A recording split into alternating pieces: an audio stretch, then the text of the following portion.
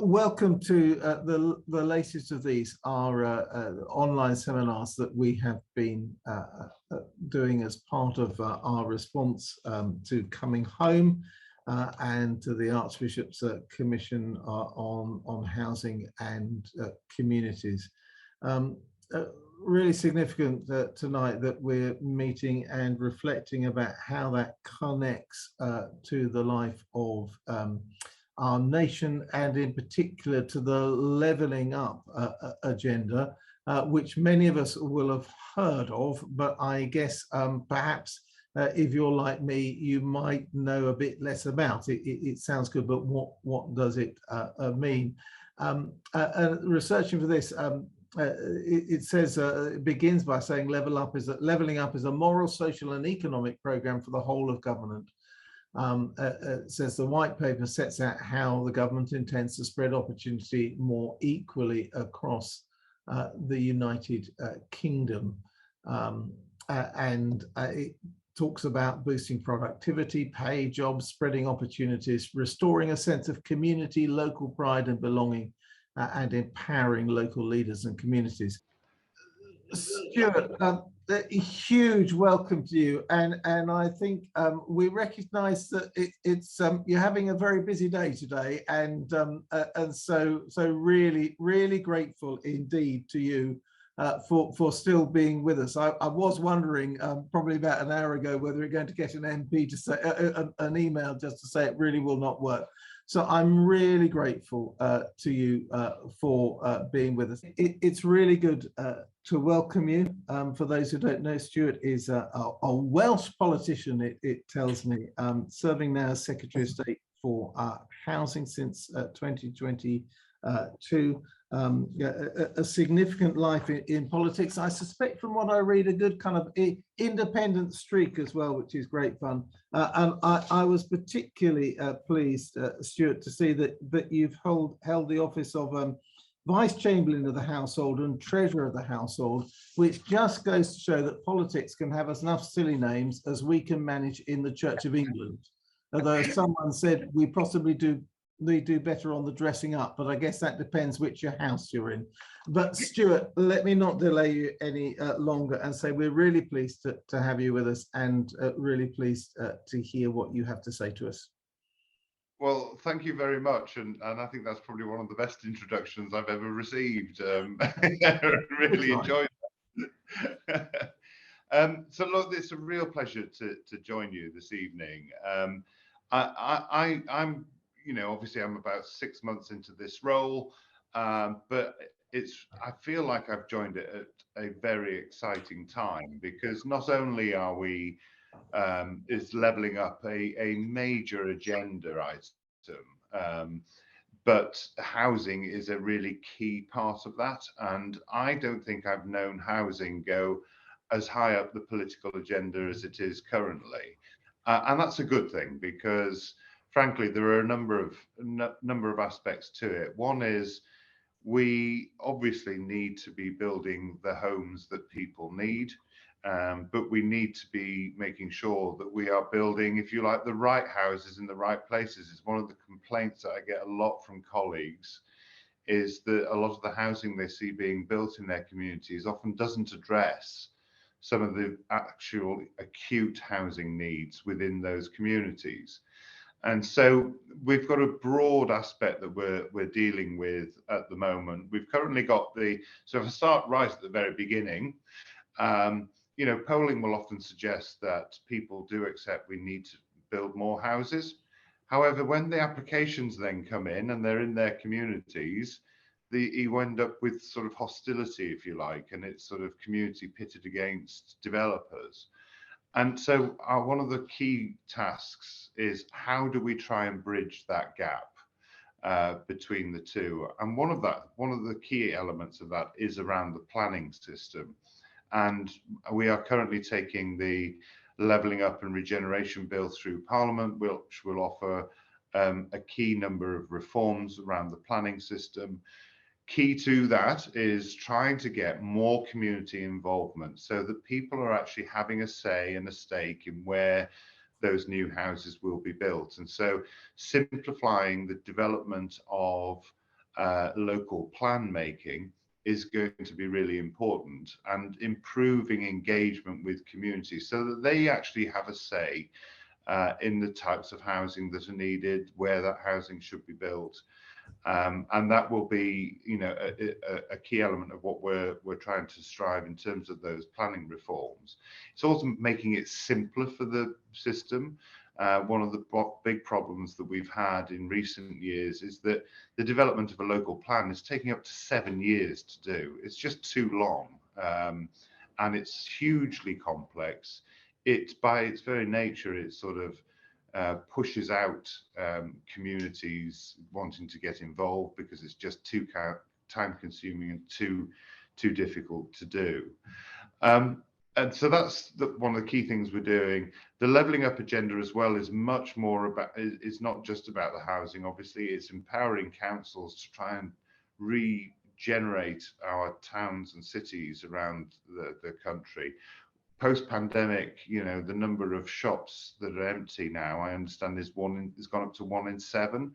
So enabling council leaders to be able to get those back into use with more powers on compulsory purchase, so we can get regeneration going, looking at brownfield sites and the funds that we've got available to regenerate those, so that communities are not left living in and around derelict sites, if you like, is really key.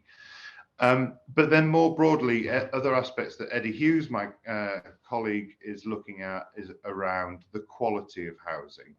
So that the type, you know, frankly, there are too many people living in unacceptable conditions in their homes. And if we all know that our home is really, really important, and if you go home and it's damp and it's cold and it's, you know, it's got repairs that haven't been dealt with, then that's going to have a significant impact on your wider life. So we have 2 bills coming through. One is the social housing bill, which will you know, work with, well, it sort of really raise the standards, if you like, of the provision of social housing, and equally on the private rented sector as well. You know, there's a vast amount of private landlords who provide good quality homes, but there are some, sadly, that do not. And so we've made those announcements that we're going to introduce a private rented sector bill to try and address some of those issues too. But then there's a whole raft of packages that we've got of grants. There's a significant amount of money being put in to help develop our housing policy. The one that I think really excites me, or the 2 areas that really excite me, one is our Affordable Homes Programme. We've got about £11 billion that's been allocated to that, looking at delivering affordable homes around the country, working closely with Homes England on that. And an area where I'm keen for us to really start to ramp up work is around getting councils building again.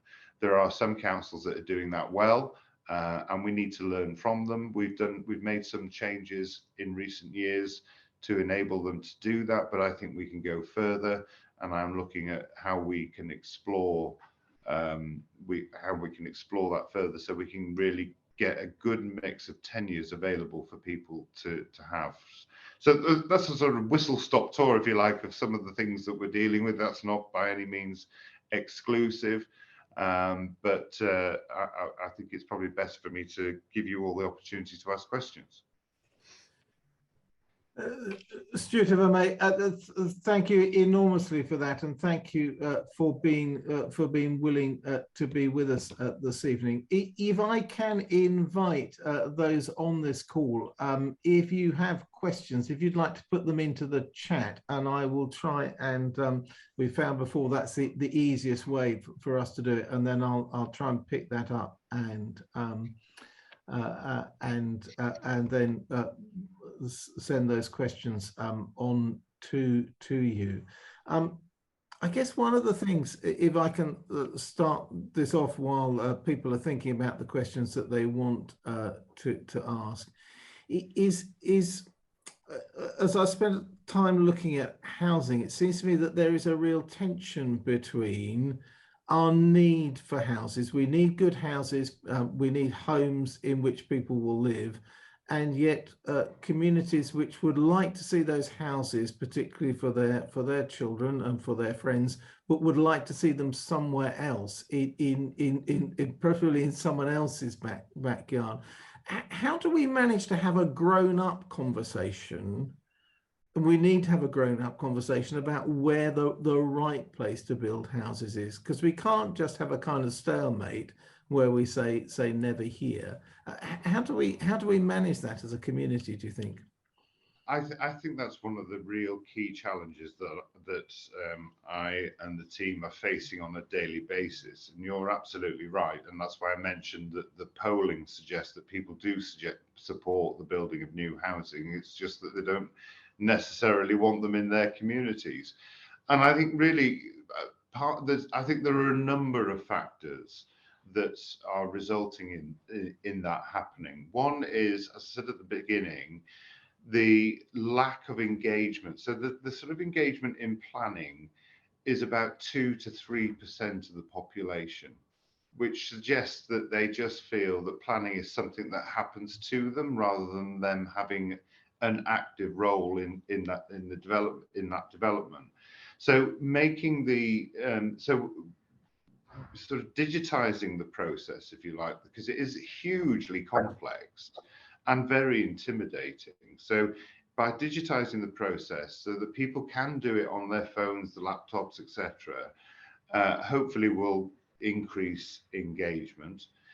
Giving real power to local communities. So we've got a whole network of neighbourhood development groups that are developing neighbourhood plans, and we need to give them a bit more teeth, which is what we're looking at doing within the bill, but also giving them that challenge about where do you want those houses to be built. And there is evidence to suggest that where investment in that process has taken place, and Herefordshire is a place I keep pointing to because they invested very much in their neighbourhood planning groups. What they found as a council is that actually those neighbourhood planning groups identified more sites for housing than the council were able to find. And then the other thing I think is being more imaginative. So too often they see big estates being plonked on the outskirts of their town, their village, whatever. And their fear is that it's going to have a significant impact on their daily lives. Will their children be able to get into school? To have a school place? Will they be able to get a doctor's appointment? Are the roads going to be congested? And so again, as part of the bill, we're introducing a new infrastructure levy rather than the complicated Section 106, which gets bogged down in negotiations that only seem to go in a downward direction, and enforcing councils to deliver a strategy for the infrastructure that they need so that communities have confidence that when the housing comes, all that was promised that would come with it is actually delivered, because that's where I think trust has broken down in the past. And I think one of the guilty things that I think we as a government sometimes have made is we talk in big numbers all the time. We talk about delivering 300,000 homes every year, which, yes, that's what we need. But people don't really relate, I don't think, to those sorts of figures. So we need to make it very local. It is about, as you said right at the beginning, it is about those families, children and their grandchildren having the homes that they need within their communities.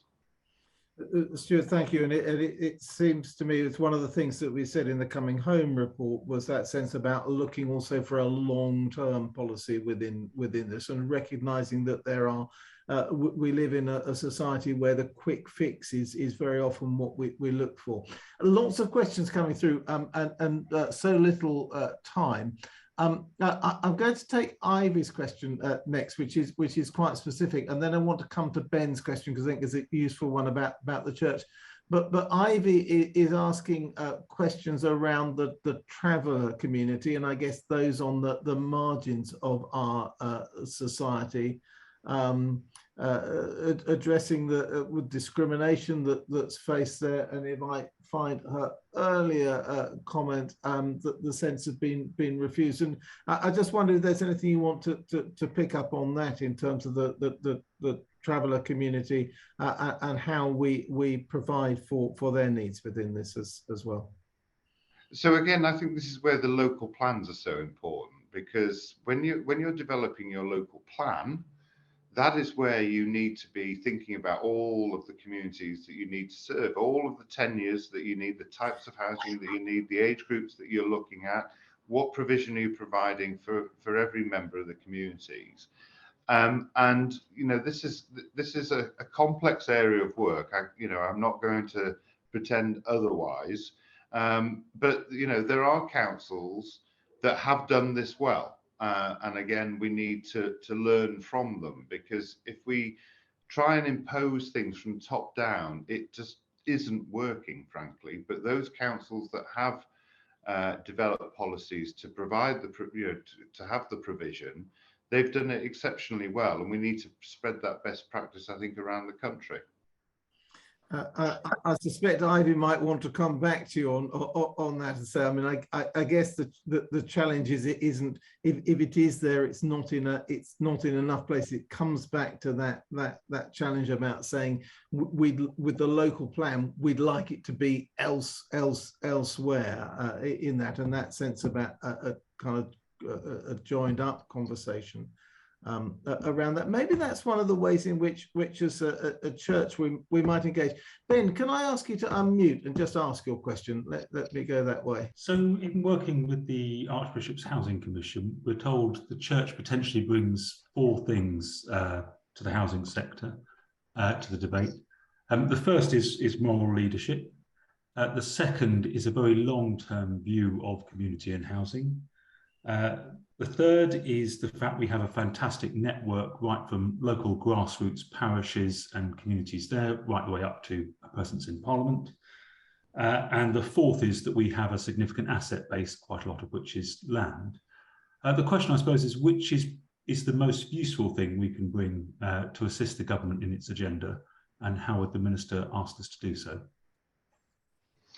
So that's a really good question, and I think you're right to highlight the unique position the church is in. And I think if I was going to be greedy, I'd say all of them, being frank, because actually, housing is such a big policy area that there is no one fix. And I keep saying that we, as government, we are not going to be able to do this alone. We have to work with local government of all political persuasions, and I'm pleased to say that there is real engagement going on with industry, but yes, with organisations like the church. And the provision of sites is going to be important. We did have a meeting with the church talking about certain, the ambitions that they have, because the provision of land is one of the biggest challenges for delivering the housing that is needed.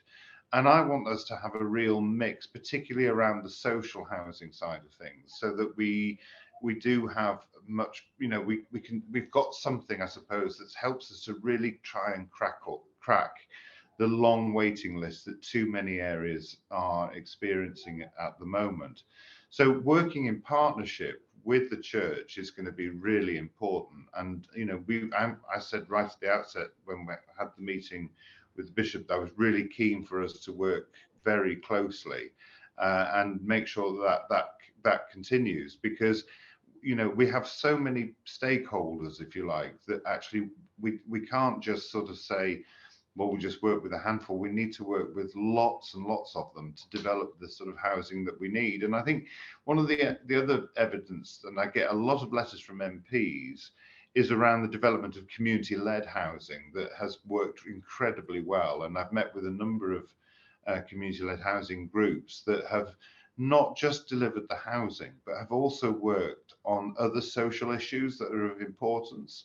So working with local prisons, to skill up the people that are in those prisons ready for their release so they can work on the project, helping to reduce reoffending, equally helping skill up veterans so that, again, they can help to the skilled workforce to deliver that housing. And when they see that they're actually delivering it for local people, they really, the feedback I get is that they feel really empowered about it and they want to carry on. It sort of motivates them to carry on. So I suppose long-winded answer to your question, but it's basically saying we need as much help as we can get. I'm not one of those that's prepared that would sit here and say to you, I've got all the answers, I know how to do this.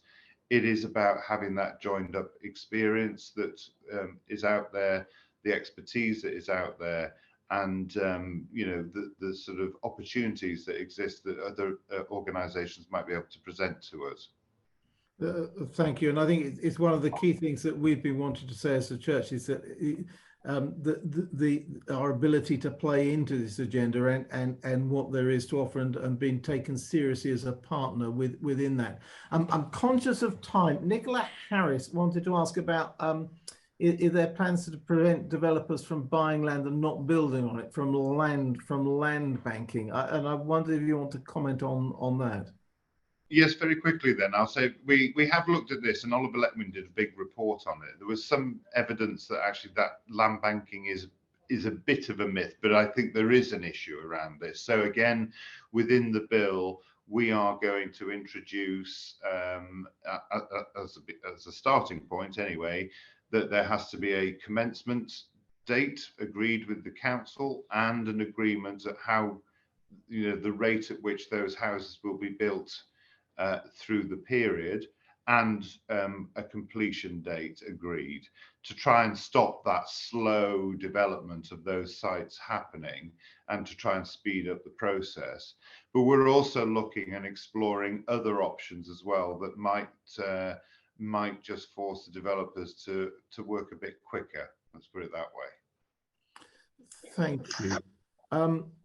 And I thought you've allowed me time for one last one before you go, which is just, you were talking about changes to 106 legislation, and how we're going to get people to actually do the social infrastructure alongside the development as well. You've got changes coming in. Given it hasn't really presented that, will what's going to happen now make that difference? I certainly hope so. So there was a study done by the University of Liverpool that suggested that this model that we're introducing will actually mean that we'll get more money in for that infrastructure funding, because we are going to do it at the value of the development at the end of the process, so that you get the higher value and you take advantage of that.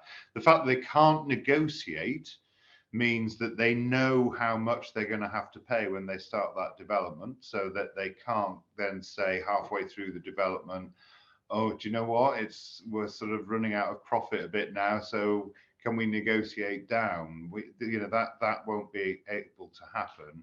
But I think the fact that we're going to say to councils to have their infrastructure strategy means that communities will end up seeing that infrastructure coming at about the same time as the development happens, and we're allowing councils to borrow against that prospective infrastructure levy money coming in, so that they can get on with introducing that whatever it is as early as possible to give confidence to communities. Minister, thank you enormously. I'm feeling terribly guilty because there are a vast number of really good questions in the chat, but you very kindly said that you would be with us till 6:30, and I think we must let you go. But really grateful. I'm really grateful that your colleague is on and will be able to respond hopefully to some of these questions a little later on in our time together. But Minister, thank you enormously for being with us this evening. My pleasure. Bishop David, you're going to address these issues from the perspective of faith. From a faith perspective, I think for me, I come to this from understanding of theology of belonging. That's been my main area of kind of academic research over the years. And within that theology of belonging, two of the dimensions of belonging that I actually worked on with the Rural Theology Association, as it was some years ago, around people and place. We become who we are because of the people around us and the places where we live, as well as other dimensions. And so the homes that we live in and the communities that those homes are part of, where we belong and where we're able to participate, are absolutely vital. So whenever I address issues, whether about levelling up, about housing, about communities, it starts from that kind of theological perspective, which I think is entirely consistent with what's in Coming Home. So, and I think for us as Christians, whilst for me, and I echo what Archbishop Justin said in that famous incident a few years ago when it was discovered that the person he thought was his dad was not his dad. He said, my primary belonging is to Jesus Christ, and who my earthly father is actually secondary to that belonging. And I would, go very strongly with that. So as Christians, our primary belonging is to God through Jesus Christ.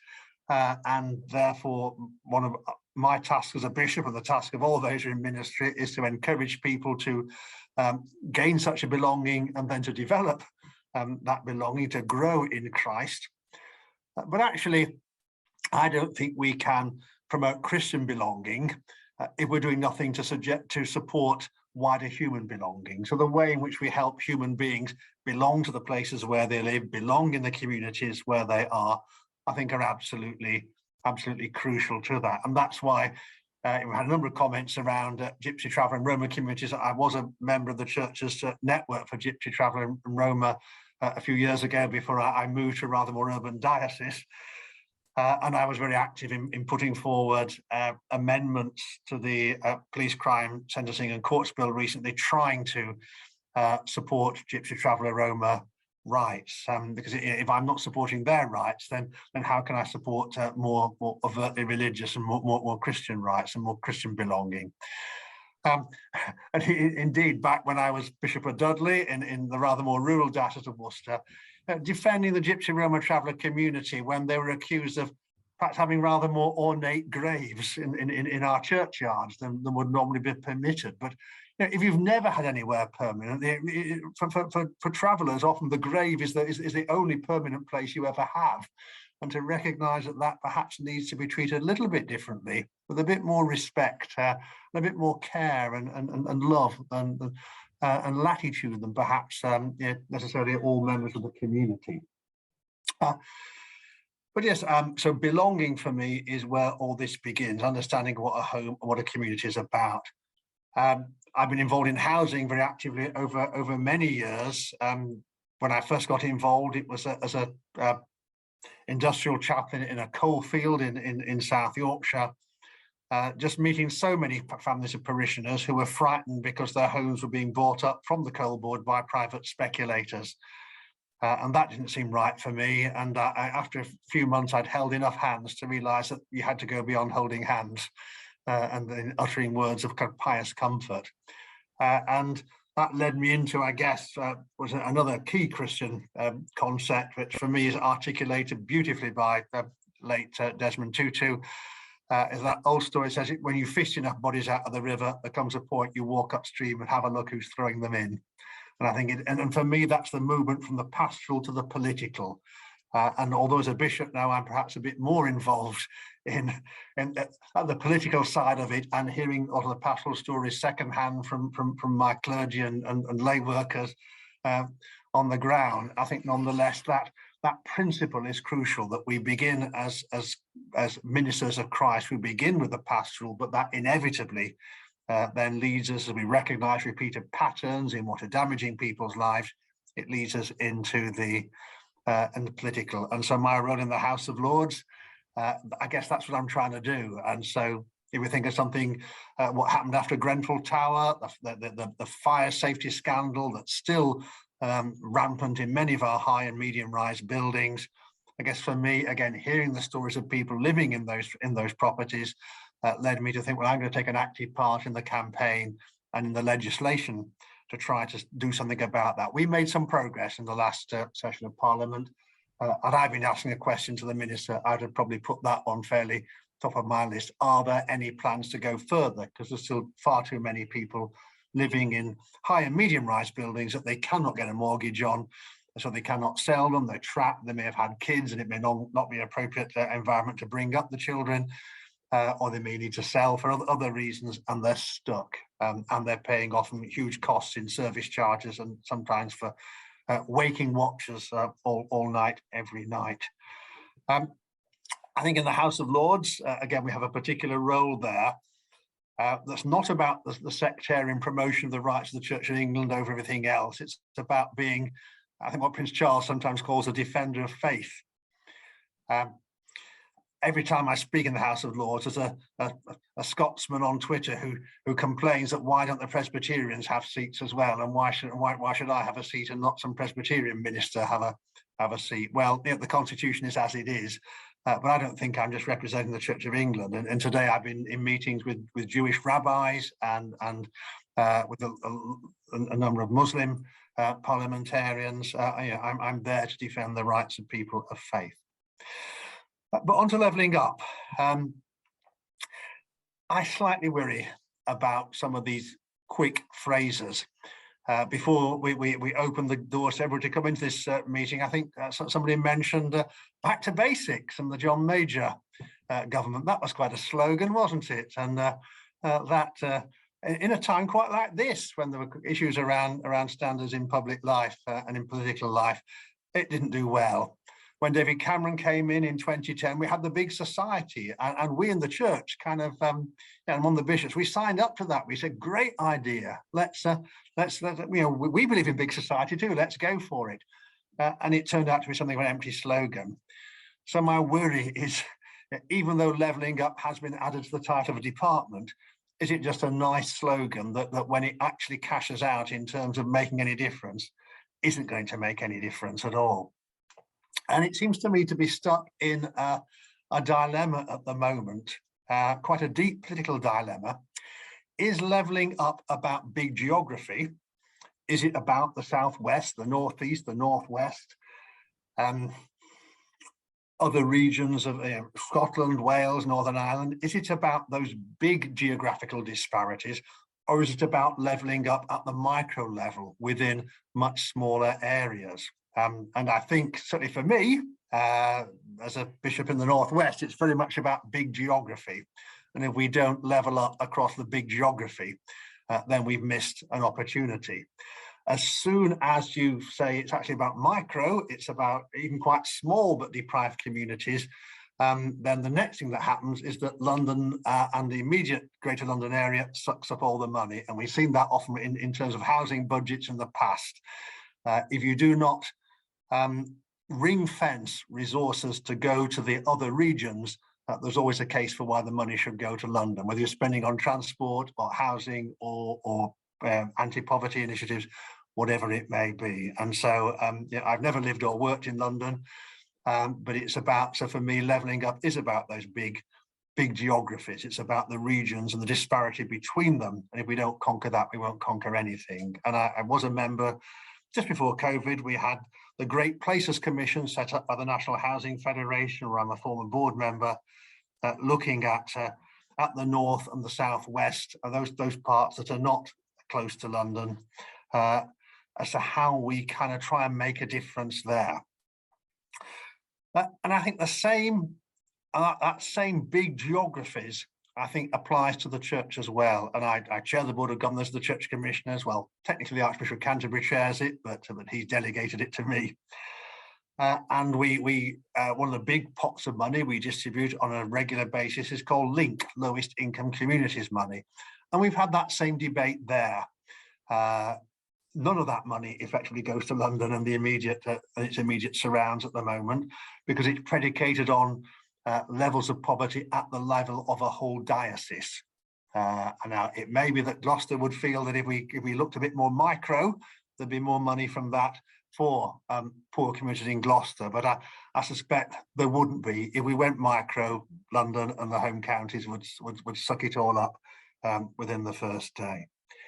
But so we are about big geography. I think that's absolutely crucial. And I just recall from that Great Places Commission a visit to Middlesbrough, to a particular poor estate there. The only thing that was holding that community together was the church. That was the one good thing. The vicar and the vicar's family who lived on the estate, where you could buy a house for 10,000 quid if you got 10,000 quid in your pocket. And there are lots of people who gladly sell it you at that price. And I remember talking to a lifelong community leader, absolutely committed, it seemed, to that community. And we had a great conversation, at the end of which I said, supposing I was now to offer you the chance to move off this estate, would you take it? And she said, like a shot. And even if even the most committed Christian community leaders, apart from the vicar and the vicar's wife, felt that they would move off that estate if they got a chance. There are levels of deprivation there in the regions. The further you get away from London, the more pronounced it is, that we need to tackle, and levelling up has to be at the heart of that. So I really hope it isn't going to be a slogan, but too often in the past, these things have been slogans, and once they've done their political job for the government of the day, they're faded into the background, and nothing has ever happened. So if I'm a skeptic, it's because I'm an old skeptic. I've been around a long time and seen this through a few rounds. But what I'm not skeptical about is the love of God in Jesus Christ and the work that we do to proclaim that, both directly in terms of the first couple of marks of mission, and then through the other 3 marks of mission as well. I've said enough, Robert. Bishop David, thank you.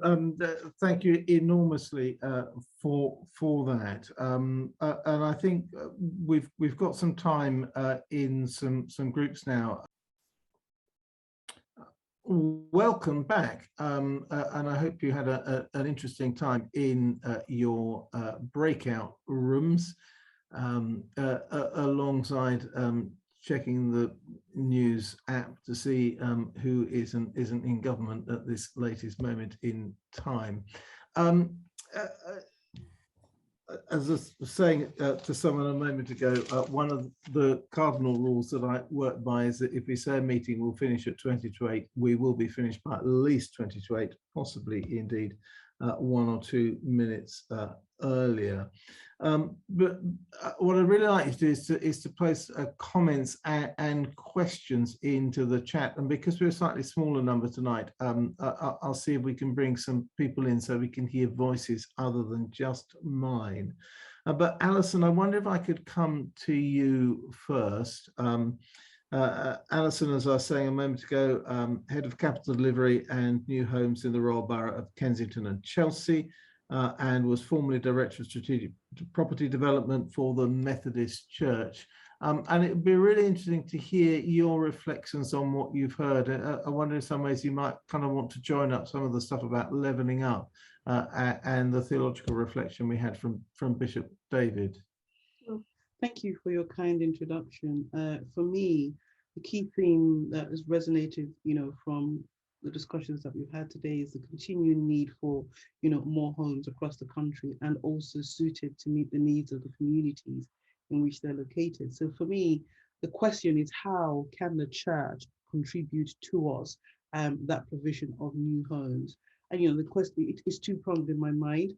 The church is planning to form its own housing association, but also at a diocese level. And I, come at this particular point from my time at the Methodist Church, where the land is owned locally, knowing, at a diocese level, a huge difference in terms of the pastoral work. When all of that is completed, whether it's pastoral, missional work, there's probably often very little appetite to take on the risk with building projects. And so the question is, how can you at a diocese level use any surplus or redundant land that you have to enable new affordable housing? Key thing for me is partnership working. And really, it's really to ask ourselves the question, can you work with, partners who have aligned styles of working, whether it's local authorities, registered providers, or, socially minded developers? And, how would you do that? Would it be selling the land at market consideration or less than best consideration? in asking those questions, it's also considering the current market pressures and bringing life to these ideas. Currently, working from a local authority perspective or any other developer, for that matter, construction costs are increasing by the day, meaning that actually the viability of construction projects or even, their programs continues to be challenged to the point where, delivery is hugely questionable. So with that in mind, it's, how can Churchland contribute in the face of those sorts of challenges, considering perhaps disposals at less than best consideration or, zero or at zero value, for instance, then you use that to dictate the agenda in terms of the homes that can be delivered. Thinking also about the current challenges, it's a mix of tenures where, typically developers would want to look at, or also housing associations and local authorities perhaps would want to consider a small introduction of market tenures, whether it's sale or also open market rent, to generate the subsidy to cross-subsidize, development programs. And so it's, I guess, really think that some of the points I wanted to, just put out there is the need to think innovatively, to work in collaboration and really push, if you like, the boundaries in terms of how you could realistically deliver those homes in your local areas. When you come to think about the actual delivery, do you dispose of the land in its entirety, or do you retain an interest? Do you also, in your negotiations with the developers, do you push the boundaries to say perhaps you negotiate on an open book basis where you're looking, you are working through the finances of the project, understanding it so that at the end of the day, you have an interest, whether it's in overage, capital sums, which you can then plow back into other projects that you may want to work in your particular area. So for me, it's really, the practical question is, having heard all of these things that we, all the things we've talked about today, how can you bring life to the ideas of actually enabling affordable housing in your areas? Is it directly through the housing association which is being planned, or at a local level, pushing those boundaries and going out to source partners who work in a similar way to yourselves to try and realize those housing developments going forward? Alison, thank you enormously for that, which I think in some ways it's echoed by James's challenge in the chat there, asking about the rollout of the Church Housing Association. Chris, I hope that behind your name you are there, Chris Beals. And I wondered, as a member of the Housing Executive, whether that's something that you want to pick up on, that challenge from Alison about how can the church contribute to this, and James's question as well. Yes, thank you. I put my camera off because it said low bandwidth on my system. I think two things. One is that the development of a church housing association, the process of registration is quite long and drawn out, and it's going to take some time. We hope it won't take too long, but it's on its way. And Bishop David is a member of the group that has been set up as a shadow board. So we have, and so is Alison, aren't you, Alison? So actually, we've got a great group of people who are working on this, but it's going to take time. In the meantime, we've been building some good friendships with a number of housing associations around the country, amongst whom in the southwest, of course, or in the west of England, rather, you've got Bromford. Is it Bromford Housing Association? And in Hertfordshire and Bedfordshire and Milton Keynes, there's another very good one, Grand Union. But there's also a conversation we've just started having with J49, Jubilee 49, which is a fairly new housing association formed by somebody who used to work with Habitat for Humanity. And it could be that before the Church National Housing Association has been formed, we find good partners with whom we are keen to work and who share our values and who can actually get things going in places like County Durham. By the way, James, I've just sent you an email saying let's talk soon.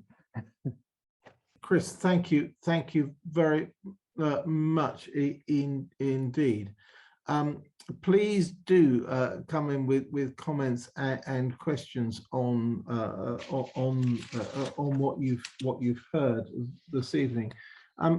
Kathy, I wonder if I could come to you. You've listened to that and aware of so much going on around the place for you as well. But Kathy, I wonder if you wanted to pick up on any of the other questions you might have seen on the chat, or to respond to some of the things that you've heard Bishop David, Alison and Chris say.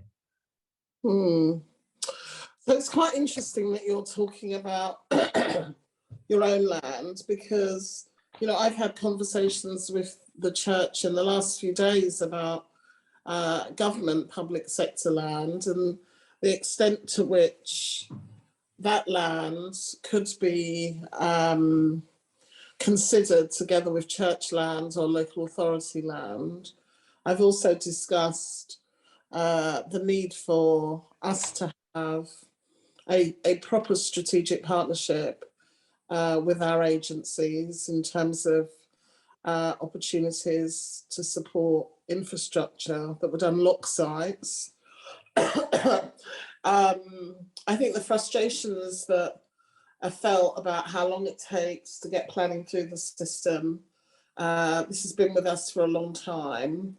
I kind of think it should take a decent amount of time. I think probably it takes too long, but I think it's a big thing going through a process that's going to decide how a community is going to look and feel differently. There are measures in the bill that make that much more consultative in terms of, you know, a street can vote for a package of measures. That feels like a good thing to encourage people in a very small local area to come together and make decisions about the kind of look and feel of where they live. And there is, I think, as the Minister described, there is a strong correlation between likelihood of accepting development when you have a high degree of opportunity to influence the design. And as someone who moved house last October, I think I feel really keenly what we look for when we think about home. It's not just the bricks and mortar, it's what do you want in the kind of 150 yards direction either side of your home? What sort of community do you want to live in? Access to green space. I think all of these things are things that, certainly including in my department where we've been focused on 300,000, we might have lost sight of. But regeneration is one of the things I cover. You know, I was in a discussion with Blackpool about regenerating Blackpool this morning. As you will know, the most deprived town in the country. Worklessness very high, 27% of working age people unemployed. If you look at health disparities, it's shocking. Skills, pick any indicator and it's not great in Blackpool, basically. So it would be completely inappropriate for me to be talking with government departments about just housing, and we're not. We're talking about skills and education. We're talking about how new opportunities can go to those furthest from the labour market, and really trying to make common cause with the local community. The private sector are in the room, the local colleges, etc. But it's hard, and we're not going to make progress overnight. But I think, having been around neighbourhood renewal for at least 20 years of my career, I know that local leadership matters, and I think very often the church is a really critical part of that local leadership. And place matters, somewhere where we come together and congregate for faith and other reasons as well, is really important. And those are the things that bring society together. I live on a very kind of higgledy-piggledy street, but when the sun is shining, you know, the cafes and restaurants have tables outside, and just walking to work and someone that I don't really know says hello is just lovely. I mean, you can't put a price on that. So I feel that I've experienced it quite keenly, having moved house for the first time in 20 odd years and re-evaluating what I was looking for. And I think in the department, we are committed to social justice. Levelling Up is about social justice. I know that, you know, we've lost the Health Secretary and the Chancellor this afternoon. I very much hope I haven't lost my Secretary of State. Because he is very committed. He's quite tough to work with. He's in a hurry, actually, and he got some political advice from a Deputy Prime Minister in New Zealand many years ago, and apparently that advice was, it's always later than you think. You've got less time than you think to make a difference, and actually, you can just see that in the way how he operates in the department. It's later than you think, you've got less time, so just go hard, push the department hard, and he has done, but it's very energizing. Like I said, we are talking to departments about a public sector land programme, public sector land being released potentially on a less than best basis, taking proceeds further down the line. You could imagine putting some public sector land in to some sort of joint venture now, not seeking a receipt from that immediately, but getting the upside quite significantly in 20 years' time. So it's, how does the public sector take a long view of how it manages its estate is one of the things we're also thinking about. Kathy, that seems to me to be a really key question, and must be a key question in your department as well. Bishop David was reminding us of John Major's government. What was that? What was it? John Major's great thing was back to basics. Back to basics. We had back to basics. Thank you, Bishop David. And then not so long ago we had David Cameron and the Big Society, and we've now got Levelling Up. And I guess we know that the change, you're absolutely right there in saying that the change is long term. And yet, how do you think in a political system where a political system we have that almost kind of militates against the long term, how is that something that we might manage to address?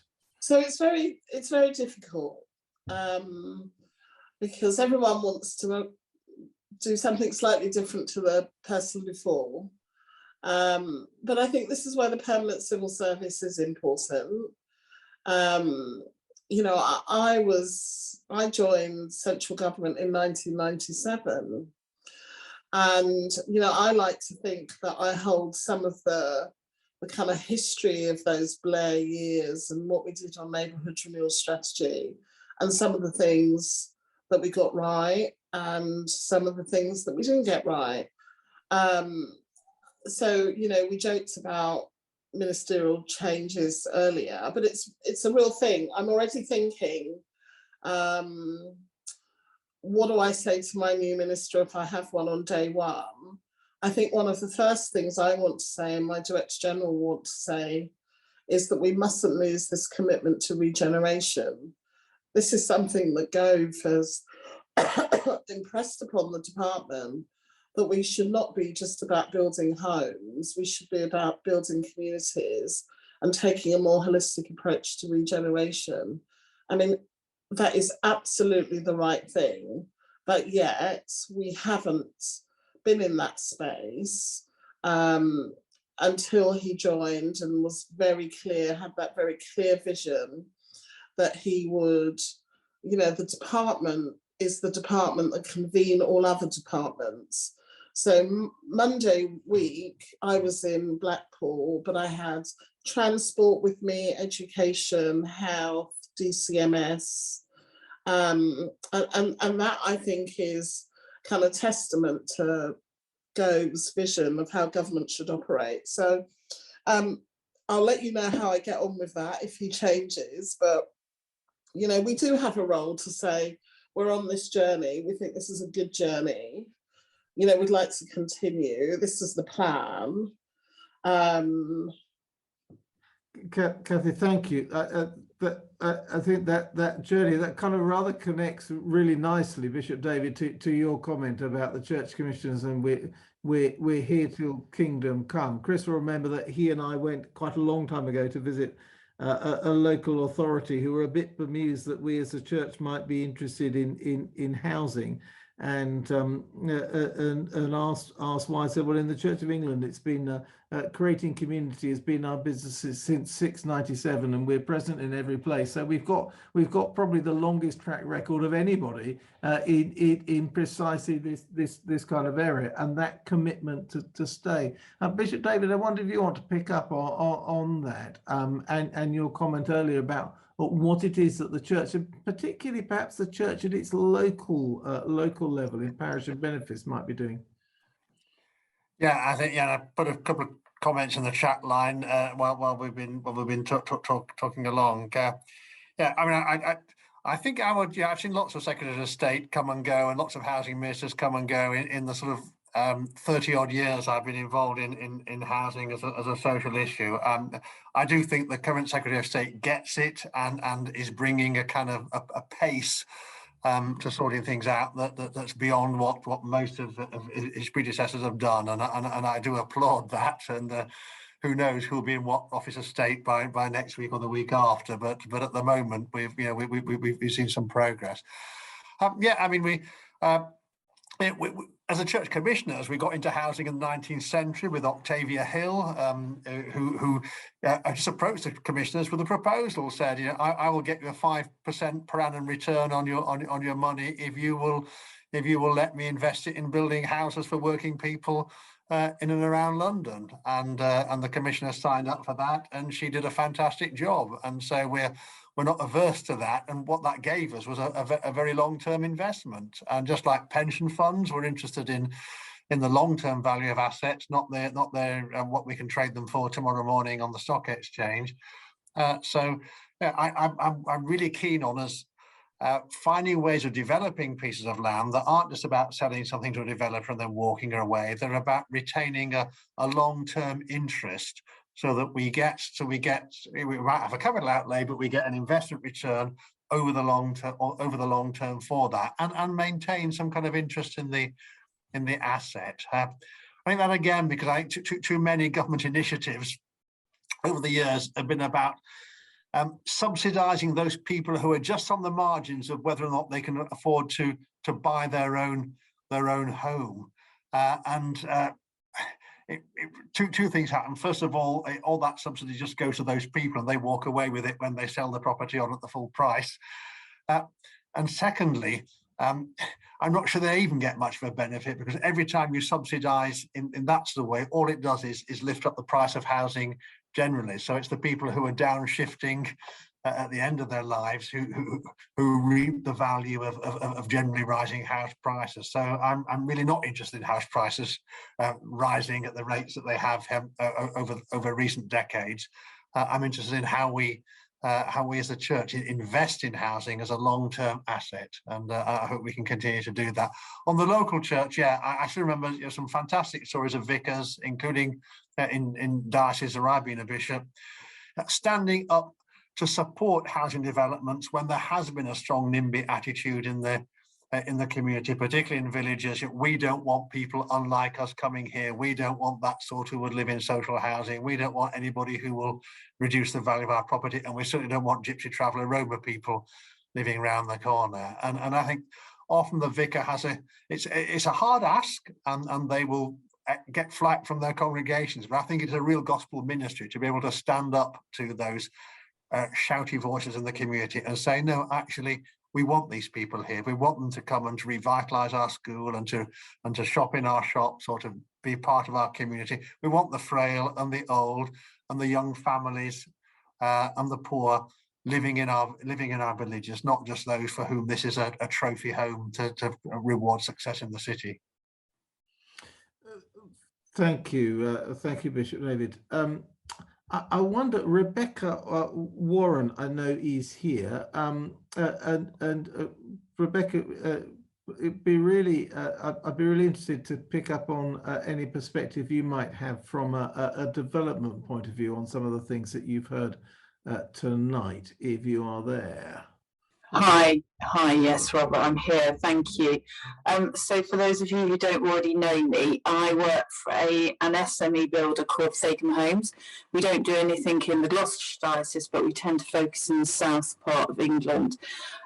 We are committed to zero carbon, biodiversity and a range of other things, which I'm very happy to go into at a different time.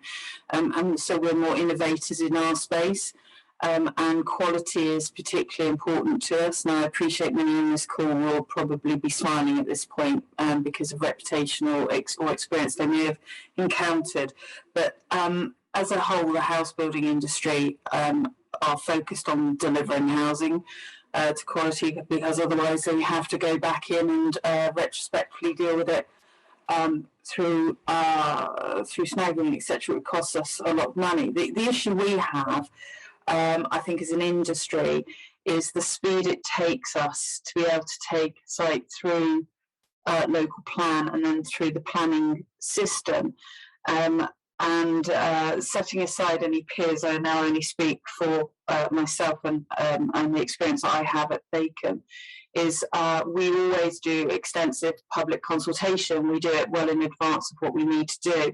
And we have found that that is a beneficial experience. And that's regardless of the area. And I think the levelling up agenda, that the issue I have with it is it shouldn't just be levelling up north and south of the UK. There's levelling up geographically within parts of the UK. So Oxfordshire, for example, is normally known as one of the really high affluent areas, but there are some of the highest areas of deprivation on the edges of Oxfordshire that you can get around the country. And so we have to be mindful it's not just a north-south divide, it's within geographical areas as well. It's also important, I think, that when we build houses, we don't just put all of the bells and whistles for those market houses, but we have parity between affordable homes and market homes. So an example of that for us is that we put in electric car chargers, and have done well before this year when building regulations started to change, for all our homes, regardless of whether they be affordable or not. Because why should somebody in an affordable home not have the same benefits and the chance to culturally make a difference to the environment as somebody who can afford to buy their own home? There's a lot of commentary, I know, with people about infrastructure and how that's not delivered in a timely way and how that can affect mental health and well-being, and that's been particularly bad in COVID. And the minister was mentioning about things like a new infrastructure levy instead of 106. My concerns on that, having experienced that personally and professionally, is the delivery of that infrastructure when the money is paid through a levy to local authorities. There's extensive research that's shown that money just sits in big pots and hasn't actually been put to good use. So I would like ministers to look at how they can ensure the local authorities are incentivised to deliver those key bits of infrastructure, because that's levelling up within our communities, so that a new community sitting alongside an existing one doesn't put extra pressure on that existing community, but also the new residents can be engaged with one another, and there isn't any animosity created, whether that's Gypsy Traveller or whether that's anybody else. So, Bishop Robert, I'm conscious of time. I know you'll be wanting to move on. I've got lots more to say, but I won't take up any more of everyone's time. But thank you enormously for doing so. And I think actually just joining that up together with that which Bishop David was saying earlier, I think that bit about the social infrastructure and it's the way in which those who then move into new houses are welcomed. If that is not there, I was visiting an area of new housing a while ago.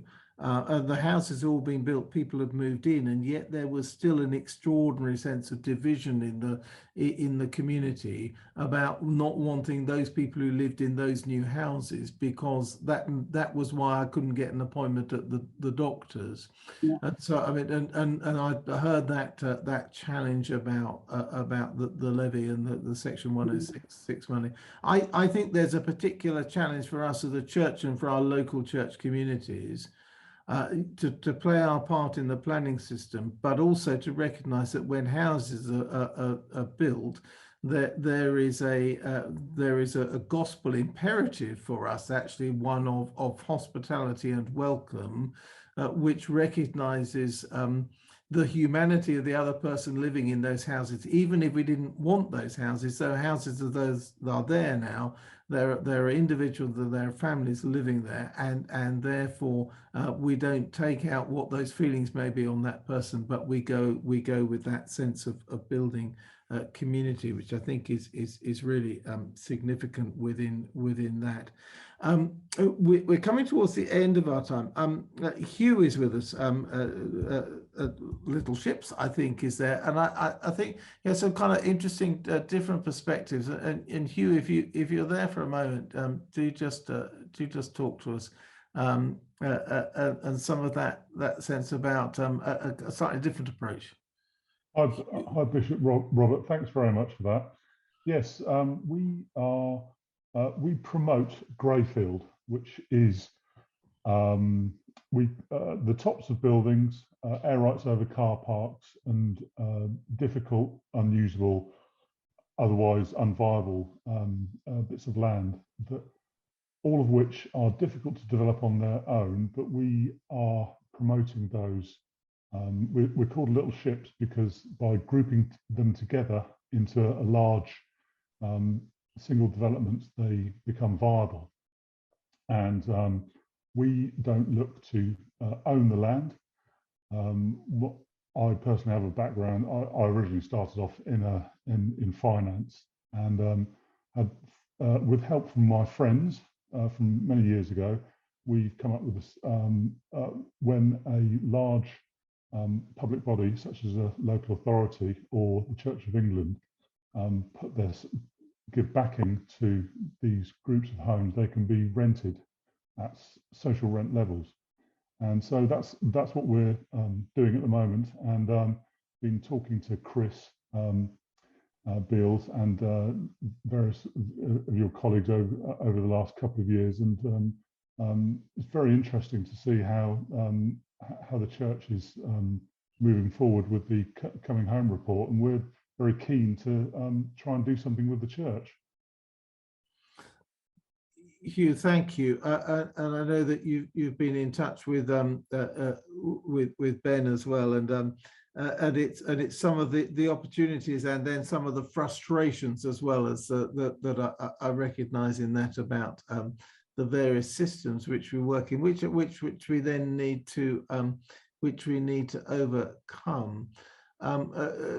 Claude, you've messaged me about developing strong links with the community-led sector. I don't know if that's something you want to comment on, just as we come towards the end of our time. Claude Hendrickson from Community. I'm a community-led housing advisor, and I'm a community-led land trust ambassador. I met with I met with one of your team today. What was his name? It's just gone. I've been watching him on screen.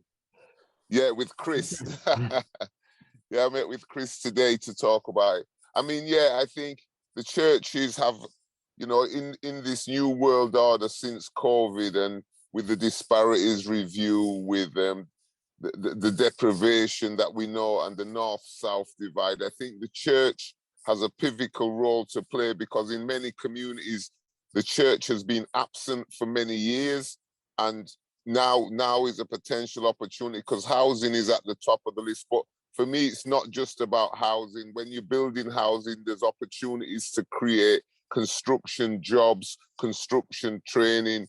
We've not spoke about young people getting young people back involved. And what the church will get from this is not just the profit or some financial backing. They will get people coming back into churches, because lots of communities now, the churches stand half empty on a Sunday. And, you know, if the church became more active and could be seen to be more active in communities, it would be bringing people through the door. And I think the church really needs to look at where it sits, its position historically, but again, to look at the opportunities around employment, training, homelessness. I don't like the term homelessness. I prefer the term unhoused community, refugees and housing for them. The church ticks a lot of boxes, and if it really enters this playing field, it can make a huge difference. Claude, thank you. And if the church enters this playing field, it can make a huge difference. That's what Coming Home is very much all about. And why we are gathered here this evening. We're going to finish, but I'm going to ask Ellie Jolliffe if you might like just to mention the guide you've produced before we do. Ellie, if you're there. If not, Chris can unmute and can.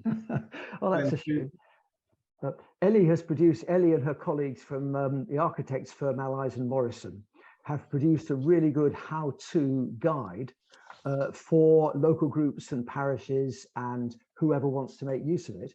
And it's available on the Gloucester website, which is gloucester.anglican.org/housing. And there's a recording of the last Zoom conference we had, and below that is the link to the guide that Ellie's produced, which is really useful and links with the REBA stages of development. And what we need are people who can sit alongside local parish and other groups, and if you like, work through that guide. Thank you. Chris, thank you. Can I say thank you to all of you who've been here. Ivy, you've been kind enough to say this session has been amazing. I felt I've had to work the hardest I've ever done on one of these. Conscious of certain noises off while we've been doing so. But it has been enormously good to be together.